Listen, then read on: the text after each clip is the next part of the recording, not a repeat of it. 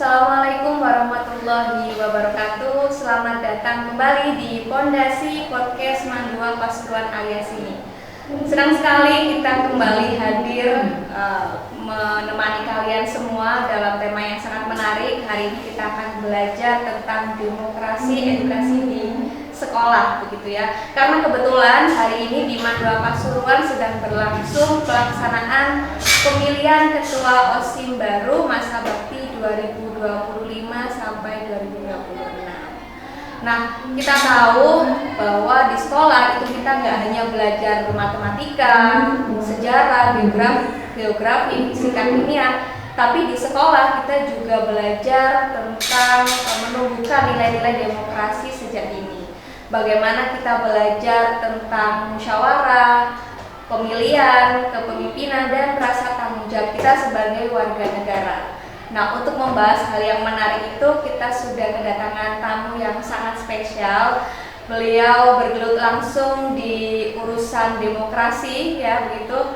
Selamat datang Bapak Ainul Yakin, SHI. Selamat datang, terima kasih Mbak. Ya, didampingi langsung dengan Bapak Kepala Madrasah, Bapak Irham Siti. Selamat pagi. Jangan lupa beliau Ketua KPU Kabupaten Oh iya, Pasuruan. benar banget, ini kedatangan tamu spesialnya itu adalah Ketua Komisi Pemilihan Umum Kabupaten Pasuruan. Spesial sekali. Tahun masa bakti 2024-2029. 2024-2029 teman-teman ya.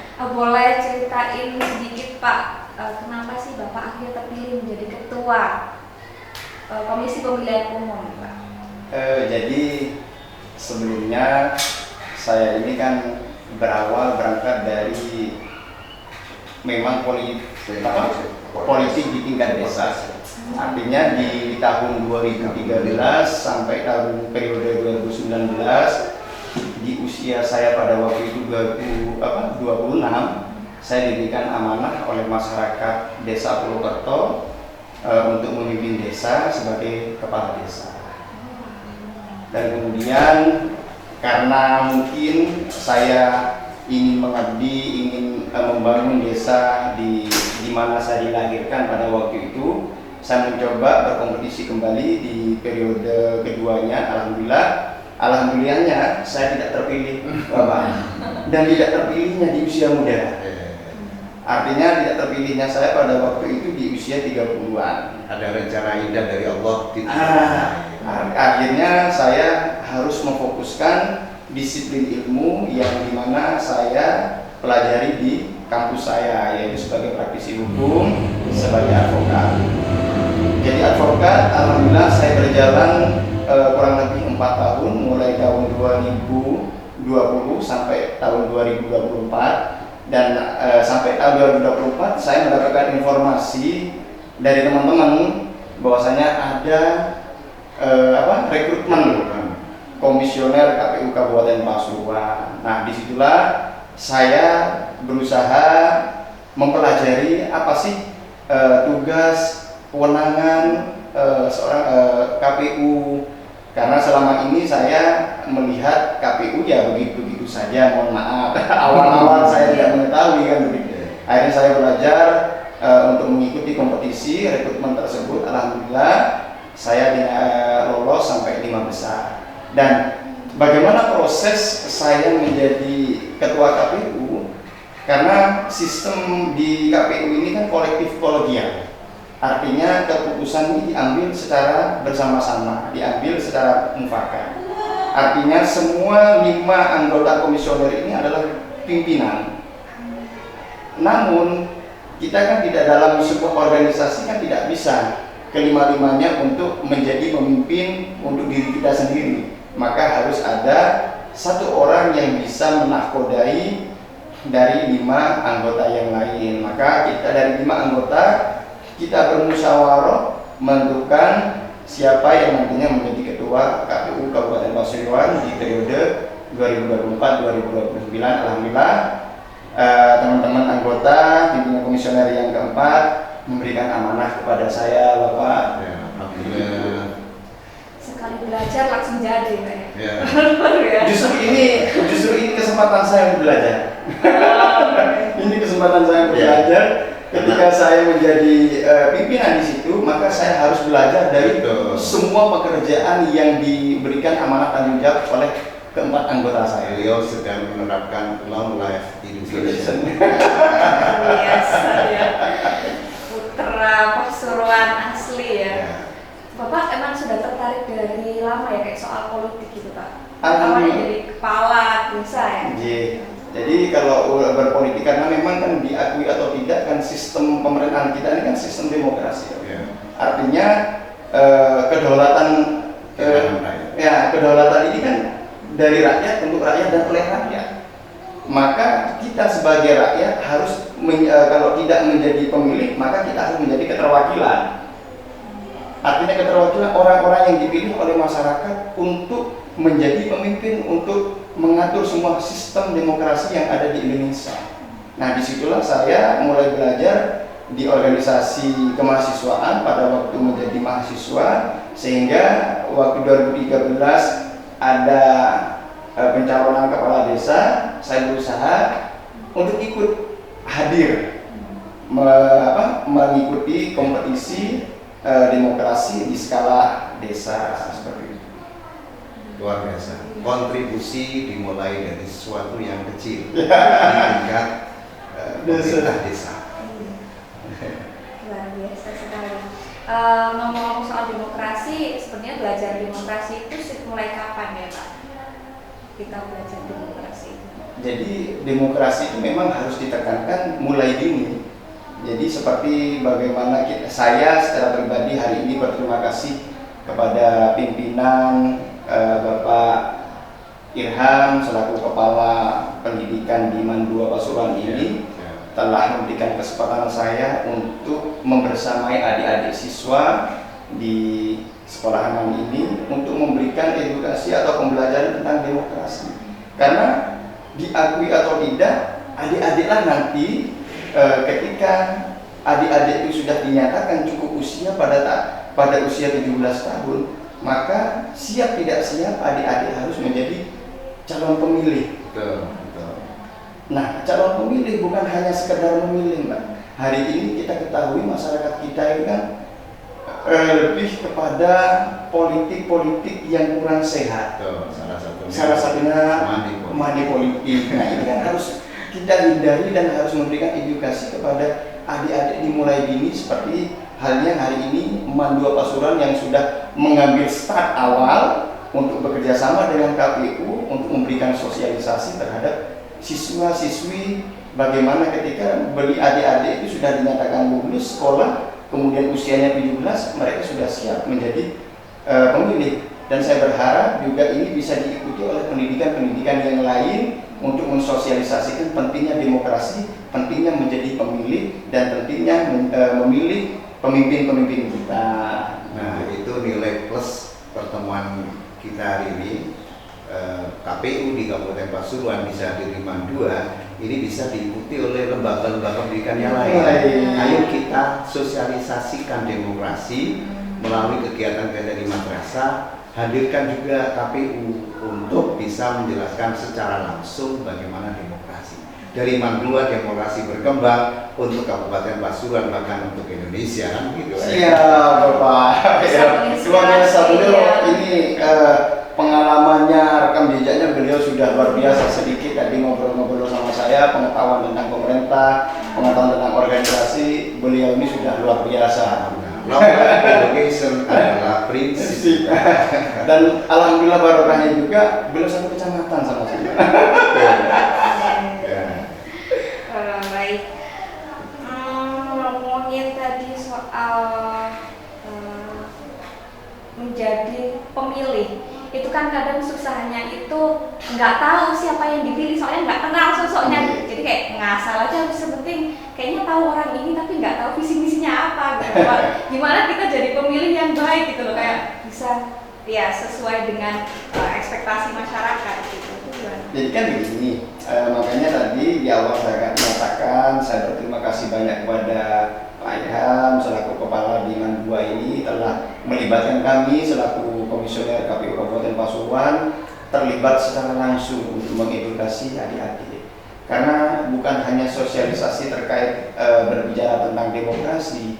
Demokrasi ini kan adalah sistem pemerintahannya, tapi perilakunya adalah masyarakat itu sendiri karena kedaulatannya ada di masyarakat. Nah, bagaimana salah satunya untuk memberikan kedaulatan itu adalah menjadi pemilih yang cerdas. Nah, hari ini mudah bahwa untuk menjadi pemilih itu kan kita kan tiap harinya kan sudah disibukkan dengan media sosial, handphone. Sekarang kelas berapa sih adik-adik kita yang sudah tidak menggunakan handphone genggam, handphone semua bisa. Apalagi sekarang yang lagi marak sosial media TikTok, ya kan? Maka kalau ingin menjadi pemilih yang cerdas dan yang baik, maka sering-sering kita itu mencari sosok pemimpin kita, ya searching. Minimal kalau kita tidak bisa berdiskusi dengan tetangga, berdiskusi dengan orang lain, minimal kita bisa mencari tahu sosok figur, rekam jejak, latar belakang pemimpin dari sosial media. Mencari referensi di dunia maya. Sendiri Tapi jangan lupa, sangat mudah kalau sekarang itu. tapi jangan lupa ketika mencari referensi di dunia maya tentang sosok-sosok itu, jangan kemudian mentah itu yang diambil, tapi kita harus tahu rekam jejak. Kalau perlu tanya kepada siapa yang dianggap tahu, ya. Jadi supaya tidak sesat dalam persoalan yang ada di medsos, ya. Jadi nggak ada alasan buat ini ya Pak ya, ngasal milih gitu ya. Jangan. Harus update siapa ini yang Karena dipilih. suara kita ini akan diamanahkan 5 tahun ke depan. Jangan sampai hari ini ketika sudah kita memilih, kemudian kita teriak, aku salah milih, ya kan? Di agama kita kan sudah jelas. Fas'alu ahla dzikri in kuntum la ta'lamun. Ya, maka bertanyalah kamu semua kepada ahlinya ketika kamu tidak tahu. Nah, itu yang Ya, pelajaran juga bagi saya nih ya.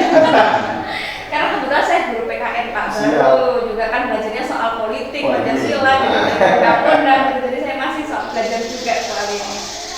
Terus kalau ngomongin demokrasi di sekolah, itu kan kadang hanya sebatas kayak pemilihan ketua OSIS gitu aja Pak. Sebenarnya sampai situ saja atau ada hal penting lainnya demokrasi di sekolah itu Pak? Jadi kan kita memaknai demokrasi ini kan sebagai kedaulatan rakyat. Artinya yang tadi disampaikan di awal oleh kami, oleh saya dan Bapak ini bahwasanya tidak mungkin seluruh siswa ini menjadi pemimpin untuk dirinya sendiri. Artinya maka harus ada keterwakilan dari kita untuk menyampaikan aspirasinya kepada dewan-dewan guru. Karena kan ketika misal hari ini di MAN 2 ada agenda pemilihan ketua OSIS, OSIM. Maka siapapun nantinya yang terpilih, maka sosok itulah yang nantinya akan harus membawa aspirasi daripada teman-teman yang lain. Jadi dia akan berhenti di situ. Nah, ini adalah pemilihan OSIM, ini adalah awal pembentukan karakter kedemokrasian kepemimpinan bagi masyarakat yang ada di Indonesia. Makanya saya mengapresiasi sangat luar biasa kepada MAN 2 Pasuruan yang mungkin hari ini ada tahun kesekian kalinya mengundang KPU setiap tahun. Jadi narasumbernya berganti-ganti dan alhamdulillah hari ini saya memiliki kesempatan untuk bersilaturahmi secara langsung kepada teman-teman, adik-adik dan pimpinan di MAN 2 Pasuruan untuk menyapa bagaimana demokrasi yang harus dilakukan dan ditanamkan bagi adik-adik, sehingga ketika adik-adik sudah lulus, mereka sudah bisa menjadi pemilih-pemilih yang baik, pemilih-pemilih yang cerdas untuk Indonesia, Jawa Timur, dan Kabupaten Pasuruan. Boleh kasih tepuk tangan. Luar biasa. Nah sebenarnya dari KPU sendiri itu ada program nggak sih Pak, kerjasama antar sekolah gitu mungkin untuk mengedukasi soal demokrasi? Sebenarnya ada. Jadi kita itu sudah bekerja sama melalui KPU RI dengan Kementerian Pendidikan. Artinya nanti SK yang nanti adalah SK turunan Bapak. Namun ada beberapa juga di tingkat kota kabupaten dan kota kabupaten itu juga bekerja sama dengan lembaga-lembaga terkait yang sudah memiliki verifikasi tertentu. Artinya kita juga harus melihat sejauh mana nanti lembaga-lembaga itu bisa memberikan rangsangan positif terhadap adik-adik. Nah, alhamdulillah ini adalah referensi yang cukup baik bagi saya karena MAN 2 ini sudah cukup juga sekali ini yang mengundang kami. Ini juga akan kami sampaikan juga di rapat pleno nanti, bagaimana kita bisa bekerja sama dengan pendidikan mandua ini untuk terus memberikan edukasi, sosialisasi terhadap pemilih di wilayah Kabupaten Pasuruan. Ya, mudah-mudahan nanti MAN mendapatkan prioritas program tentang sosialisasi pemilu. Amin. Peserta pemilih atau calon peserta pemilih dari siswa. Nah, ini rencana diagendakan. Siap. Ya, semoga podcast ini bisa bermanfaat dan menginspirasi buat lembaga-lembaga yang lain yang belajar soal demokrasi dari sekolah. Ya. Nah, yang terakhir apa sih yang paling penting yang harus kita ingat soal demokrasi biar nggak jadi teori aja tapi kita juga peduli soal demokrasi? Jadi yang harus kita tanamkan kepada seluruh masyarakat Kabupaten Pasuruan ataupun adik-adik generasi calon pemilih bahwasanya mau tidak mau, iya atau tidak, suka atau tidak suka, maka kita ini mengacu kepada sistem yang mana kedaulatan ini adalah kedaulatan rakyat. Artinya sistemnya ini nanti misal di eksekutif kita kan ada presiden, ada gubernur, ada bupati dan wali kota. Kalau di bidang legislatifnya kita kan memiliki DPRD, DPR provinsi dan DPR RI. Nah, artinya ketika kita sudah memiliki gambaran seperti itu, maka kita kan akan sadar dengan sendirinya bahwa kita tidak mungkin memiliki kemampuan untuk menjadi seorang bupati. Kita tidak memiliki kemampuan untuk menjadi seorang gubernur. Artinya kemampuan di sini bukan kemampuan keterbatasan setiap orang dibatasi untuk menjadi pemimpin, tidak. Tapi kan tidak semudah itu untuk menjadi pemimpin. Artinya ketika itu ditanamkan kepada adik-adik bahwasanya sistem demokrasi kita adalah keterwakilan, kedaulatan rakyat, yang mana adalah semuanya di genggaman rakyat, maka kita akan menjadi pemilih yang baik, pemilih yang cerdas, karena suara kita nantinya akan keterwakilan bagi legislatif maupun di eksekutifnya seperti itu. Kalau menurut Bapak gimana?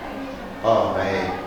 Sebelum kita lanjut, kita ngopi dulu. Oh, siap. Selesai, ingat kopi.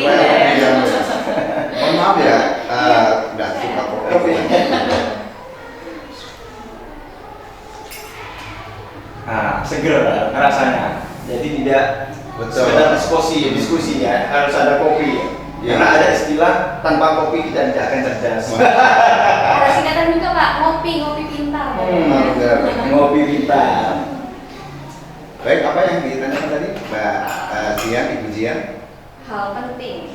Ya. Biar demokrasi itu nggak hanya soal teori tapi juga peduli. Baik, terima kasih Bu Jian, terima kasih Pak Ainul Yakin, Ketua KPU Kabupaten Pasuruan yang berkenan hadir di ruang atau ruang podcast Mandua Pasuruan. Mudah-mudahan memberikan manfaat. Terkait dengan demokrasi, alhamdulillah Islam itu sangat luar biasa memberikan pelajaran kepada kita bahwa setiap manusia itu pemimpin. Kullukum ra'in wa kullukum mas'ulun an ra'iyati. Setiap diri kita itu adalah pemimpin dan tentu akan diminta pertanggungjawabannya atas kepemimpinan. Nah, pemimpin tidak berarti kemudian dia harus menjadi bupati, harus menjadi kepala madrasah, harus menjadi gubernur dan sebagainya, presiden. Tidak, karena tentu semuanya ada keterbatasan karena pemimpin itu tidak banyak kan ya. Nah, agama memberikan ruang yang begitu luas penghargaan kepada manusia. Menjadi pemimpin bagi dirinya sendiri adalah sesuatu yang luar biasa. Untuk bisa memimpin orang lain, itu memimpin dirinya sendiri adalah tolak ukur. Bagaimana kemudian dia bisa memimpin dirinya, kemudian memimpin orang banyak. Maka setelah mampu memimpin dirinya, dia mampu memimpin keluarganya. Dari keluarganya itulah kemudian menjadi tolak ukur apakah keluarganya sakinah, mawaddah, warahmah, bisa berbuat adil dengan istri-istrinya. Istri-istrinya, Pak. Bisa adil dengan anak-anaknya. Karena kalau berbicara keadilan itu memang harus ada dua timbangan. Seperti itu ya. Jadi kalau cuma istri saja rasanya kurang nyakot. Jadi kalau istri-istrinya rasanya lebih kuat. Iya, Saya ingin sampaikan. maka dia bisa berhasil menjadi pemimpin yang baik di tengah-tengah masyarakat. Nah, oleh karenanya itu pendidikan yang harus kita berikan di madrasah itu ya kepemimpinan salah satunya. Maka hari ini anak-anak OSIM melaksanakan sebuah proses demokrasi melalui pemilihan ketua OSIM. Disitulah kemudian diharapkan anak itu paham bagaimana hidup di Indonesia yang memiliki sistem demokrasi yang meskipun demokrasi hari ini masih tidak baik-baik saja, tetapi saya yakin Indonesia adalah negara besar, Indonesia adalah negara hebat, demokrasi di Indonesia akan menjadi contoh terbaik demokrasi di dunia. Saya kira itu melalui pendidikan demokrasi di Mandua Pasuruan, demokrasi akan bisa berjalan baik di Indonesia. Terima kasih. Luar biasa Wareng Posi untuk beliau ini. Luar biasa sekali pembahasan kita hari ini teman-teman. Semoga bisa menginspirasi kita semua dan belajar bersama soal demokrasi. Belajar demokrasi bisa dimulai dari kita sendiri karena kita bisa menjadi pemimpin bagi diri kita sendiri. Dan belajar demokrasi itu juga tidak kita menjadi pemimpin bagi orang lain, tapi kita menjadi pemilih pemimpin yang baik. Dari mana kita belajar itu bisa dimulai dari kita belajar siapa yang akan kita pilih. Kita mencari tahu siapa yang akan kita pilih.